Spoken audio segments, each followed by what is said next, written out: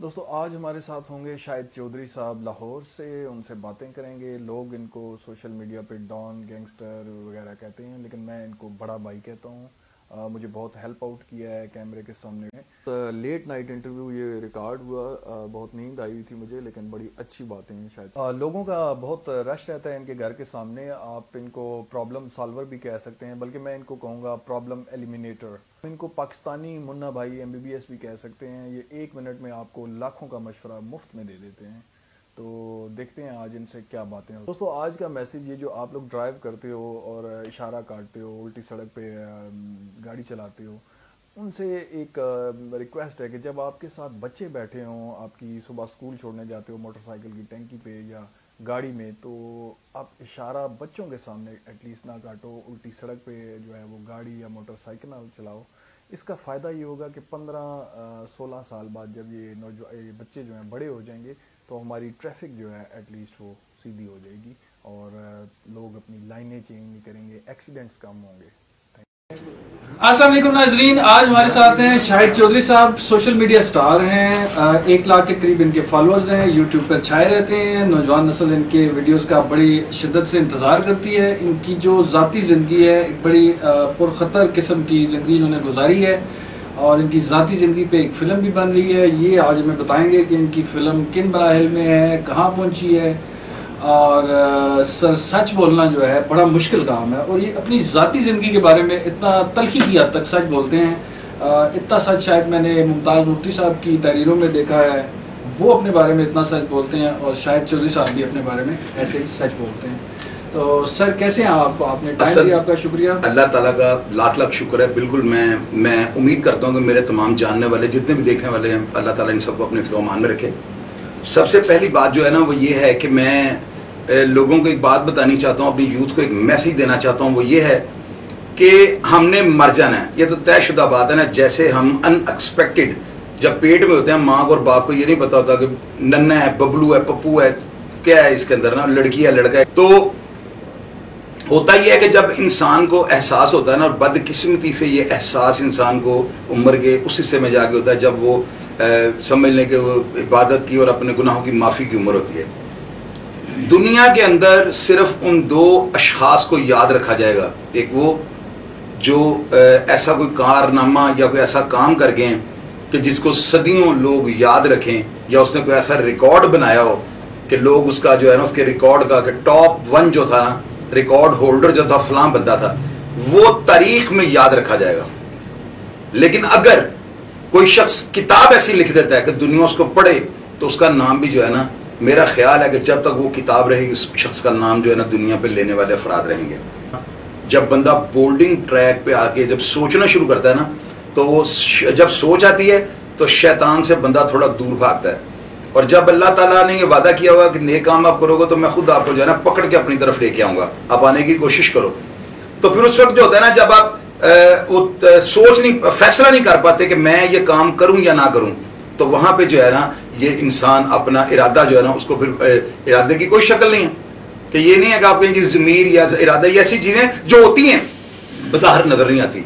तो मैंने डॉक्टर जाकिर नाइक साहब का जो प्रोग्राम था, वहाँ से मैंने बहुत ज़्यादा हौसला अफजाई मुझे मिली। और मैंने जब मैंने बहका हुआ था तो मुझे ऐसी बातें भी जहन में नहीं आती थी। तो जब मैंने अपनी इस्लाह करनी शुरू की तो अल्लाह ताला मुझे ऐसी कई चीज़ें मेरी रहनुमाई के लिए, मुझे तजर्बाती तौर पर प्रैक्टिकली, स्कूलों में हम पढ़ते थे भूल जाते थे, लेकिन जो प्रैक्टिकल आप कर लेंगे वो तो नहीं भूलेंगे। प्रैक्टिकली तौर पे अल्लाह ताला ने मुझे ऐसे मौजे दिखाए हैं कि मैं फिर अपना ट्रैक चेंज करने पे फिर मैंने अपने आप को जो है ना, ये समझ लें कि आप सबकी दुआओं से अल्लाह ताला ने मुझे, मैं एक ट्रैक पे चढ़ गया हूँ। और मैं जिस ट्रैक पे मैं चढ़ा हूँ ना, ये मैं जानता हूँ, ये मेरा खुदा जानता है कि ये मैं किस नीयत से कर रहा हूँ, क्यों कर रहा हूँ और इसकी क्या वजह है। कुछ बातें आपसे मैंने शेयर की हैं जिनसे मैं मुतासिर हूँ। अभी मैं क्या करता हूँ, क्या मेरे प्रोग्राम्स होते हैं, क्या मेरा बॉडी किस तरह की मेरी जो बॉडी लैंग्वेज है, और मैं दिल से करता हूँ या नहीं करता हूँ, सब इंसान के चेहरे से पता लग जाता है। तो मेरा सिर्फ ये मिशन है, मैं चाहता हूँ कि अगर शायद मैं किसी एक जवान को भी अगर सीधे रास्ते पे चढ़ा सका, गो के बड़े मुझे मैसेजेस आते हैं, लोग बड़ा oblige करते हैं, बड़ी अच्छी बातें करते हैं, मुझे हौसला तमगा जुर्रत वाले मोतियों में पिरो के अल्फाज मुझे जो है ना सेंड करते हैं, वॉइस मैसेजेस आते हैं। तो मेरी ये हौसला अफजाई जो है ना, ये मुझे आगे लेके जाएगी। और तनकीद जो है वो अगर मैं तनकीद को सुनना नहीं ना, अगर मैं तनकीद को जो है उसको बर्दाश्त नहीं करूंगा या तनकीद वाले कमेंट्स का मैं रिप्लाई नहीं करूंगा तो मैं भी दुनिया की लिस्ट में आ जाऊंगा, जबकि मैं एक अलग से पर्सनैलिटी रखने वाला इंसान हूँ और जैसे मैं हूँ मैं वैसा ही हूँ। सर, माजी में आपके काफ़ी कुछ ऐसी तल्ख यादें हैं जिनको रिपीट करना अच्छी बात तो नहीं, लेकिन फिर भी for the sake of youth मैं आपसे ये सवाल करता हूँ, बल्कि यहाँ से स्टार्ट करते हैं कि 1986 में आपके भाई हैं जाहिद, उनका मर्डर हो जाता है और फिर आपके वालिद साहब चौधरी रहमत अली जो हैं वो उस केस की पैरवी करते हैं जी, जी। और 1989 में उनका भी मर्डर हो जाता है। अब मैंने जो नफ्सियात पढ़ी है, मैं ये समझता हूँ कि जो बंदा इस हादसे से गुजरता है उसको फिट्स पड़ते हैं, दौरे पड़ते हैं, वो रात को सो नहीं सकता और फिर आपकी शादी इस हालत में कराई जाती है और साथ ही आपका 93 आता है तो आप बदला लेते हैं और जेल चले जाते हैं। अब सर ये 93 में आपने ये किया और 1989 में आपके वालिद साहब जो हैं उनका मर्डर होता है, इसमें 4 साल का वक्त है। जी जी। अगर आपको अदालत इंसाफ दे देती, आपके वालिद साहब का जो मुकदमा है, आपके जो दुश्मन है उनको सजा मिल जाती 2 साल में, 3 साल में, तो क्या आप ये बदले वाले चक्कर में पड़ते और आपकी जिंदगी जो है वो तबाह होती? सर मैं बताता हूँ इसमें ना असल जो हालात है ना वो अभी मैं काफ़ी देर से जो है ना मैं इस चीज़ की मैंने खुद इन्वेस्टिगेट किया है। असल में होता पता है कि हम लोग अदालत को जो है ना वो कह देते हैं कि बुरा भला, अदालत का देखें कसूर नहीं होता या ये कानून का भी कोई कसूर नहीं होता ये है कि मैं ये जेन्युइनली बात आपको बताऊंगा, मेरे जो भाई की FIR थी फेर दर्ज हुई थी, कोई इसमें पुलिस से मैला फटी तो उनको गुनाहगार कर दिया था, लेकिन ये जो मुलजम पार्टी थी ना उन्होंने अपने असर रसूख को इस्तेमाल करके ना उनको इंसाफ के वो एंड तक पहुंचने नहीं दिया। अभी आप देखें ना, मेरे फादर लॉयर थे, अगर वो मेरे फादर 304 को जो कि गोली अचानक लगी थी, मुझे तो इस बात का पता था, वो 304 को उन्होंने 302 बनवा लिया। अगर वो 302 बनवा सकते और 302 में सजाए मौत है, उसने अपने पूरे जोर ख्वाजा सुल्तान गुलाम बरी सलीमी आर्यवान इस तरह के वकील थे जो हमारे मुलजम के थे, इसके बावजूद मेरे फादर ने जो है ना 302 बनवा दी। इत्तफाकी हादसा था ना, उन्होंने जो FIR जो उनकी स्टेटमेंट पे पुलिस ने दर्ज की, अब इसमें मैं कैसे अदालत को या कानून को कह दूं कि ये इनकी गलती है? वो तो कसूर एक फर्द का है जो हमारा मुखालिफ था, कसूर जो है उसकी सोच का है। मैं तो कभी भी नहीं कहूंगा कि मेरे फादर के साथ किसी ने हमारे साथ इंसाफ नहीं किया, पैरवी मफलूज हो गई तो मफलूज बंदा क्या करेगा? मेरे फादर लॉयर थे, अगर वो जिंदा होते तो वो शायद उसको पता नहीं क्या करते। तो मैं चूंकि मैं था छोटा था मैं और मैं मुद्दई था अपने वालिद साहब के केस का ना, तो इसलिए मैं कानून को या अदारों को नहीं कहूँगा। उसमें यह था कि मेरे मुकद्दर में था, मेरे फादर ने कत्ल होना था और हमें इंसाफ ने मिलना था, मेरी एज का जो था वो ये था, तो उसमें कोई ऐसा मसला नहीं। होता है, ज़िंदगी में चलता है, जो आया उसने जाना है। मेरे बाप ने दुनिया से जाकर दुनिया पे कोई एहसान नहीं किया और कोई मेरे वालिद से साहब से जाने से जो है ना कोई ऐसे घड़ियाँ नहीं उसकी रुकेगी, घंटा करेगी ना। तो मैं इन चीज़ों को लाइक नहीं करता हूँ कि मैं बैठ कर सोशल मीडिया पे यही रंडो होते रहूँ। अब वो आए हैं मेरे से अच्छी अच्छी बातें करना, तो मैं वही जनादे उठा लूँ और वो कर लूँ। कल मैं शादी आप जुडिशल सिस्टम से मुतमईन है कि ठीक है? जुडिशल एक बड़ा मशहूर डायलॉग है कि जज साहब तारीख पे तारीख, तारीख पे तारीख, तारीख पे तारीख, तो क्या आप? मैं बताता हूँ इसमें ना, अगर देखें मेरी बात सुने, तारीख पे तारीख जो है ना लोग कह देते हैं, हालांकि मेरी नजर में जो है ना ये बहुत अच्छा फैसला है। ये कोर्ट ने जब ये कानून बनाया था ना 15 दिन के बाद की हाजिरी की तारीख का, ये बड़ा अच्छा है। मुझे कंडेम करना चाहिए इस चीज को, लेकिन नहीं। उसकी रीजन क्या है? रीजन पीछे ये है, अगर एक मुलजम को आप 302 के मुकदमे में चलान करते हैं, 12 दिन के बाद उसकी सजाए मौत हो गई ना, तो वो 3-4 साल के अंदर हाई कोर्ट सुप्रीम कोर्ट से ब्लैक वारंटों पे जाकर फांसी हो जाएगी। तो अगर अदालत उसके बड़े केस को 302 के केस को 15-15 दिन बाद डेटे देती है, 3 साल बाद शहादतें आती हैं, 5 साल बाद सजा, लोग 12-12, 18-18 साल बाद सजाए हुए हैं। तो जब वो सजा हुए हैं, उनको पता था वो केस खुद लटका रहे हैं अपने, उनको पता है कि हम ये हवालात में और शशकले हैं, कैद में जाकर तो उनकी ऐसी की तैसी फिर जानी, वो अपनी हवालात को पूरा कर रहे हैं। उन्होंने 13 साल बाद जाकर जो है फैसला करवाया, तो कोर्ट ने उनको 25 साल की सजा दी है, वो जेल गए हैं, अगले दिन सुबह 11 बजे वो रिहा हो गए। ये लोग बाहर बैठे मेजोरिटी जो है ना वो करप्ट अफसरों की है, जिन लोगों ने सिर्फ वकी से बोलना सीखा हुआ है, रियलिटी ग्राउंड्स को मानते नहीं है। यार मुलजम का फायदा है, ये मेरी बात है, याद रखिएगा। छोटे केसेस जो है ना, इनमें कोर्ट को आगे 10 दिन के अंदर फैसला करना। ये चेकों के मुकदमे हैं, जमीन जायदाद का रफड़ है, किसी की 307 है, 7 साल सजा, इसमें रिस्क लेना चाहिए, स्पीडी ट्रायल कोर्ट में चला जाना चाहिए। लेकिन 302 और ये जो 780 है और इस तरह के जो 394, 392, इस तरह का जो मुगलवा रहता है सैमरिटी वगैरह, तो ये इनमें जो है ना डिले होनी चाहिए, ताकि मुलजम को किसी भी वक्त रिलीफ मिल सकता है, उसकी सुलह हो सकती है, उसकी बेल हो सकती है, उसकी शहादतें ना एविडेंस कमजोर हो सकती है, शहादती मर सकता है, तो भाई मौत मुद्दई मर सकता है, तो इससे इस्तगासा जो कमजोर हो जाता है और मुलजम को रिलीफ जाता है। मेरी नजर में ये जो कहते हैं कि मुलजिम जो है वो अदालत का लाडला बच्चा है, नहीं मैं कब कहता हूँ, ये तो अदालत कहती है ना, अदालत वो कहती है अक्सर आप ये तो मैं सुनाता हूँ ना, मैं अदालत की बात सुना, अदालत कहती है सर अदालत के लिए एक गरीब जो मुलजिम है वो भी लाडला है और अमीर भी लाडला है, या कुछ फर्क है? मैं बताता हूँ ना, आप मुझे ये बताएं बेनिफिट ऑफ डाउट किसको मिलता है? मुलजिम को ही जो जिंदा होगा। हाँ। नहीं पहले तो मुलजिम तो बाद में है ना। अच्छा, बेनिफिट ऑफ डाउट तो उसी मरे को तो नहीं मिल सकता ना, सही बात। ये हमेशा जिंदा शख्स को मिलेगा। और जिंदा कौन है? जो कटहरे के अंदर मौजूद है। अदालत ये कहती है क्योंकि लॉ की कानून की पासदारी और इसकी मजबूती के लिए ये लफ्ज लिखने जरूरी थे। आप कोई भी किताब खोलते हैं, फिर शुरू में उसका सारा लिखा होता है, मतन लिखा होता है कि इसके अंदर क्या है, उसके ऊपर ये लिखा हुआ है 100 गुनहगार बेशक अदालत से छूट जाएं, लेकिन अदालत किसी बेगुनाह को सजा नहीं देगी। दूसरी बात वो कहती है कि मुलजिम अदालत का चहेता बेटा है, मुझे आप शक डालो, मैं इसका फायदा रिलीफ अपने चहेते बेटे को दूंगी। बेनिफिट ऑफ डाउट हमेशा कटहरे के अंदर मौजूद शख्स को मिलता है, जो मर चुका वो तो खत्म हो चुका है, उसको कहां से रिलीफ मिलेगा जी? तो ये कानून की जब किताब 73 के आइन में जब ये कानून बना है, जो अदलिया का, जो इनके पुलिस वालों का, जो अदारों की वंड जिसे आप कहते हैं, उसमें ये सारी चीजें जो है ना वो तयशुदा हो चुकी हैं कि जी ये मुलजिम अदालत का चहेता बेटा है। अब अगर वो कहीं मुलजिम, तो वो तो फिर जो अदालत में जाएगा अदालत फांसी दे देगी। वो रिलीफ जो है ना, हमेशा वकील जो है ना केस को कभी कोई वकील वो बड़े कम ज़रफ वकील होंगे जो कहीं मैं केस बरी करवा लूंगा, वो यही कहते हैं मैं इस्तगासे बहुत जबरदस्त तरीके ना जड़ा ना मैं फाइट करांगा। तो ये इस तरह वकील जो है ना ये छुड़वाते हैं, बरी का कोई नहीं कह सकता, वो अदालत जज के मूड पे डिपेंड करता है। अच्छा सर, आप जब जाते हैं 93 पे जेल, तो आपके बड़े दोस्त बनते हैं, आतिफ चौधरी और बाला फुआरे वाला बड़ी हेल्प भी आपकी करते हैं, और आप उनसे ज़िंदगी के दाव पेच भी चुके, इतना वो मुश्किल दौर आपने गुजारा, बहुत कुछ सीखा। अब जेल में सर अक्सर हम अखबारों में बड़ी कोई अच्छी खबर आ जाती है कि जी जेल में किसी कैदी ने मैट्रिक में फर्स्ट डिवीज़न ले ली या किसी ने FA में टॉप कर लिया। तो सर आप एक वकील घराने से आपका ताल्लुक था, आपके वालिद साहब वकील, आपके भाई वकील, तो आपके ज़हन में ये क्यों नहीं आया कि मैं LLB कर लूँ, अपने जो फैमिली है उसका जो पेशा है मेरा वो आगे बढ़ाऊँ? मैं तो जब अंदर था ना, तो मैं ये सोचता होता था कि मैंने उस मुआशरे से जाकर जो है ना, मैंने जिनके सामने मैं मजलूम रहा हूँ, जिन लोगों ने मेरी बेबसी को अपनी आंखों से देखा है, जिन लोगों ने मेरे कपड़े फटते देखे हैं, सिर्फ जुर्म ये था कि मैं अपने वालिद और अपने भाई के कत्ल का जो है ना उनकी पैरवी कर रहा था, मुखालिफों के साथ लड़ने का सिर्फ इरादा रखता था।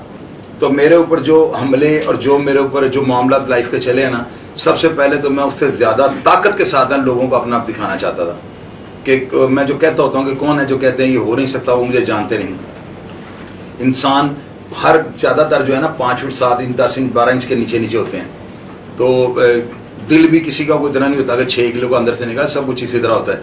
एक ऐसी इंसान जब किसी चीज़ का इरादा कर लेता है ना, तो मेरा ख्याल है कि वो फिर उसकी जो नीयत और सोच होती है ना, उसके ऊपर वो प्लान करता है।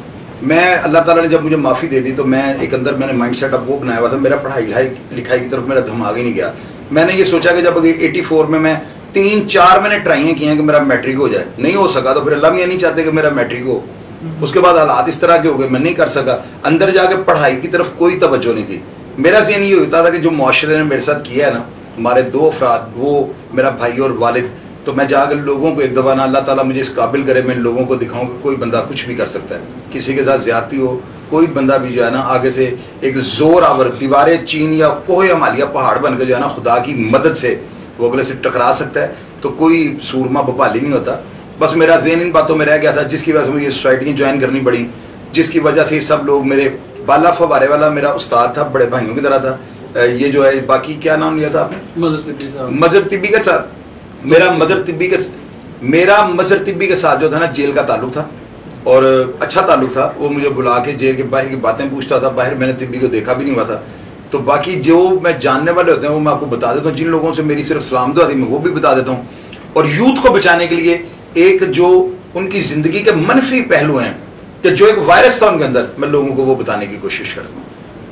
अच्छा सर, 94 में आपको 25 साल कैद मुशक्कत हो जाती है और आप कोटलख पर जेल आ जाते हैं जी।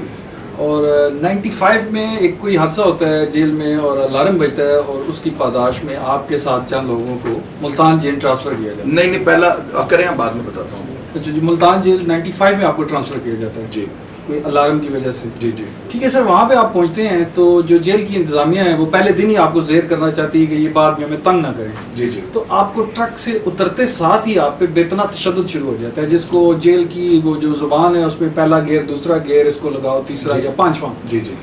वो स्टार्ट हो जाता है। आपको 7-8 बंदे बेइंतहा तशद्दुद करना स्टार्ट कर देते हैं। उस वक्त आप कहते हैं कि मैं कहता हूँ या अल्लाह या इली मदद, वो जो मार पड़ रही है उसको एब्जॉर्ब करके किसी तरह वो बर्दाश्त कर रहे हैं आप। तो सर उस वक्त मार खाते हुए आप ये बोल सकते थे कि मैं जज दा भरा हूं, अगर आप ये एक जुमला बोल देते मैं जज दा भरा हूं। नहीं मैं बताता हूँ, तो वो आप उस तशद्दुद से बच जाते, लेकिन आप मैं आपको बताता हूँ। सबसे पहले तो ना मेरा प्राउड आप कह लें या मेरा गुरूर कह लें, चले मैं आपने जो नीचे कमेंट बॉक्स में लिखना है मैं आपको अपने मुंह से कह देता हूँ। बहरहाल मेरी नज़र में तो वो प्राउड था, लेकिन अगर आप चले तनकीद के लिए गुरूर भी कह लें, मेरा गुरूर ये था कि मैं अपने फादर का बदला लेके जेल में गया हूँ और मैं एक स्पेशल इंसान हूँ, मैं लोगों से मुनफरिद हूँ। कम लोग होते हैं जिनको अल्लाह ताला ये शर्फ बख्शते हैं ना, जिनको अल्लाह ताला इस काबिल करते हैं कि वो दुश्मन से जो है ना 1000 ज़्यादा कुव्वत के साथ जो है ना टकरा जाएं और अल्लाह के हुक्म के मुताबिक जालिम के खिलाफ जहाद का हुक्म है।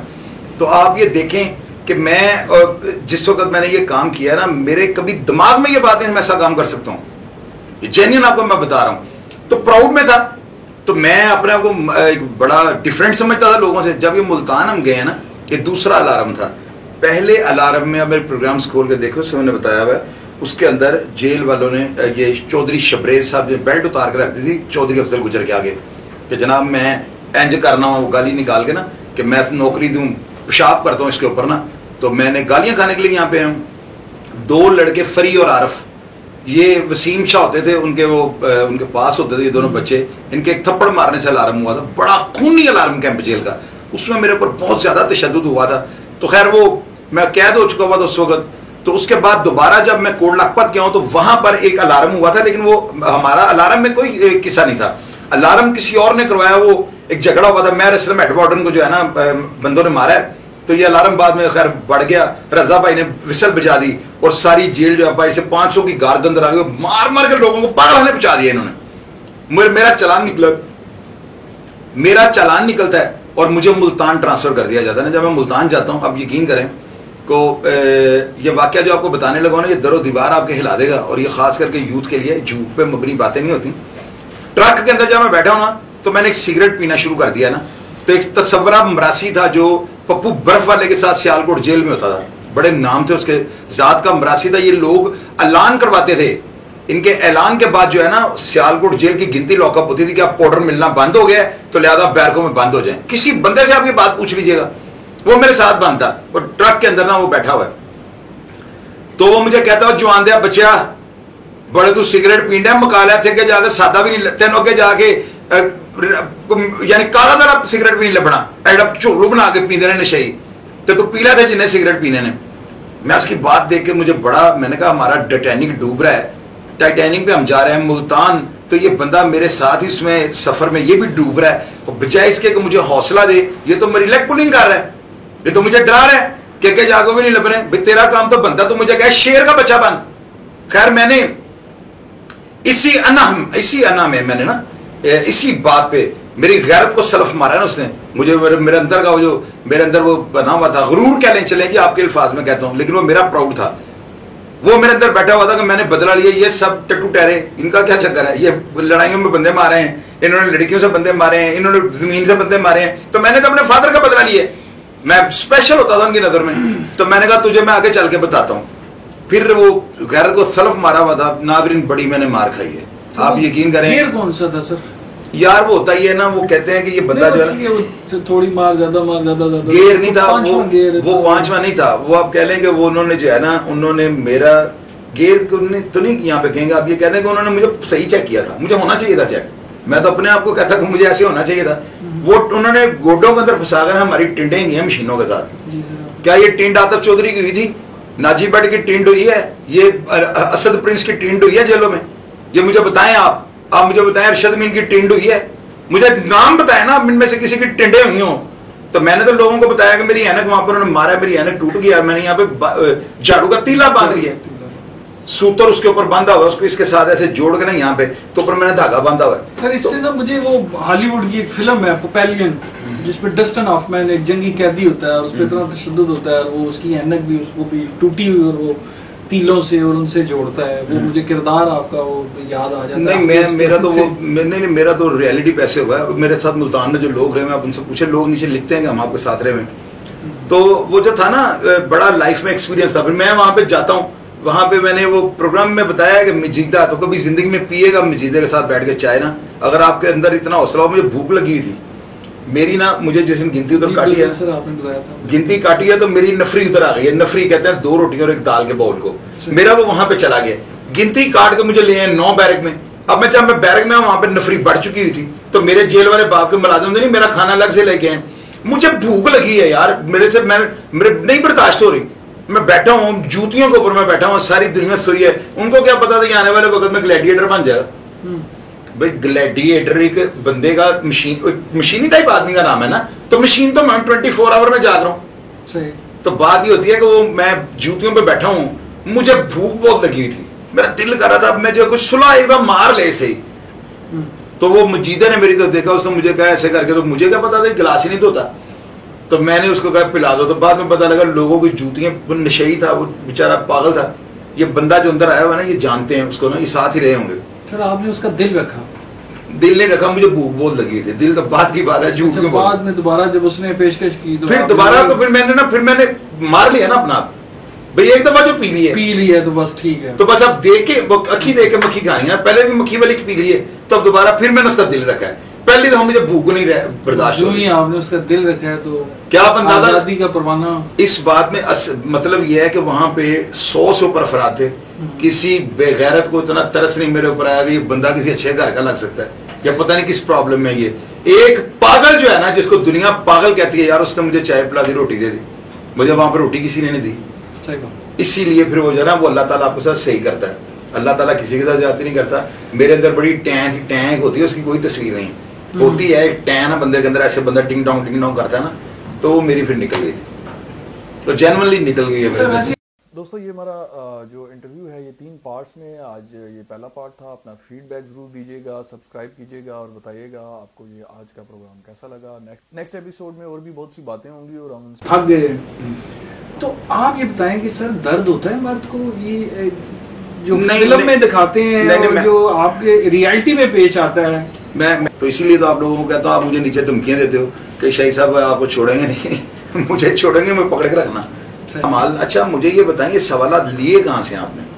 95 में मुल्तान जेल से बाहर जाते हैं, आजाद फिजा में सांस लेते हैं, टीनों के अंदर रखे होते थे छुपा के। व्हाट इज दिस यार, क्या ये इंसानियत है? मुझे आप ये बताओ। मैं उस्ताद हूँ, ये बात याद रखिएगा आप। मैं इंशाल्लाह ताला मैं उस्ताद हूँ। मुझसे कोई मशवरा कर ले, अगर उसको ना ये इन चीजों का ना, अब मुझसे ये आकर ना पूछ रही चीनी कैसे बनती है तो गुड़ कैसे बनता है, अपनी फील्ड का मेरा मशवरा ले। आप उस्ताद हूँ अल्लाह के हुक्म से। कोई व्यूअर मुझे ट्राई कर सकता है, अगर मजा ना आए तो पैसे वापस हैं। अच्छा सर, आप पे जो फिल्म बननी थी या बन रही है वो किस मतलब को वो वायरस जो था ना, जिस चीज को मैंने नहीं चखा था, मैंने उस चीज को भी छोटी उम्र में चख लिया था। तो ये जो जायके है ना जुबान के शशकले, ये इंसान को बर्बाद कर देते हैं। ये रियलिटी है। और डॉन और ये सारी चीजें सच हैं सर। आप क्या फील करते हैं जब ये एक तरफ तो आप इस लाइव प्रोग्राम करते हैं, दूसरी तरफ ये बड़ा शशके वगैरह पिस्तौलें, इनको ना कई दफा पुलिस माशाल्लाह वो अल्लाह का शुक्र है कि जब भी हैं 25 गाड़ियों से कम नहीं आते, तो ये अच्छी बात होती है, इज्जत अफजाई होती है, बजाय इसके कि एक गाड़ी आपको ले जाए। सर एक जो कोई नॉर्मल बंदा है उस पे 2 FIR हो जाए तो वो तो सुक्का तीला हो जाता है, चाहे थाने की चेहरी के चक्कर लगा। आप माशाल्लाह हेल्दी सेहतमंद। नहीं वो मैं बताता हूँ, वो पता क्या होता है, वो वर्ल्ड रिकॉर्ड बनाना चाह रहे हैं। नहीं मैं